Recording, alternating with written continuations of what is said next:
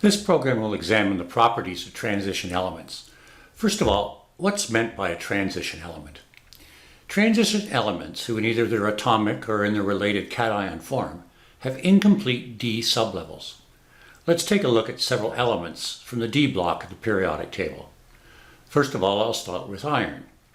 Here you'll notice that in its atomic form, it has 4 unpaired electrons in the 3d. Also, in its ionic form, where we remove 2 electrons from the 4s, it continues to have 4 unpaired electrons. Hence, iron would constitute a transition element. Now let's look at copper. Remember, copper is one of the tricky elements. It promotes an electron from the 4s to complete the 3d. So in its atomic form, it has no unpaired electrons. The d orbit is complete.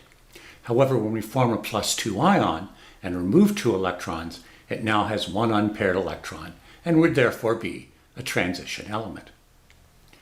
Zinc, on the other hand, in both atomic and in its form as a cation, has complete d orbitals. There's no unpaired electrons. So zinc is not a transition element.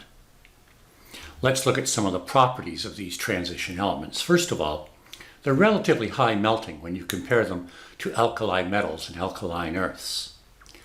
They make excellent catalysts. Many of the transition elements exhibit some magnetic properties. That comes because of the unpaired electrons, as you can see here in iron, with 4 unpaired electrons. They also form colored solutions. We'll find more about this in our next program. And finally, they possess variable oxidation states. I want to examine this a little bit further. In order to understand the trend in multiple oxidation states, we need to take a look at successive ionization. So here I'm going to compare calcium to titanium. Let's begin with calcium. Here's its energy level diagram. We can easily remove the first 2 electrons from calcium because they're coming from the 4s orbital. However, when we attempt to remove a 3rd electron and so forth, we find we are now at a closer energy level. We've moved into the 3p, which is much closer to the nucleus and much more difficult to remove those electrons. Hence, calcium tends to exist with a +2 charge or oxidation state. Now let's take a look at titanium. Here's its energy level diagram. Again, to remove the first 2 electrons, they come from the 4s orbital. However, now when we go to remove the next electron, it's from the 3d orbital.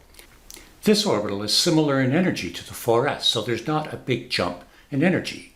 And we can remove 1 more electron, and it would then develop a +3 charge. And next, a 4th electron, and it would develop a +4 charge. Hence, titanium possesses these oxidation states. If I go to remove a 5th electron, I'm now reaching down into the 3p orbital, and it's much more difficult to remove. In summary, the 4s and 3d are similar in energy, and there's not a big jump in ionization energy, allowing for relatively easy successive ionizations until we get to that 3p orbital. The principle behind this explanation of titanium's multiple oxidation states can be expanded to other metals. I hope you found this useful, and thanks for watching.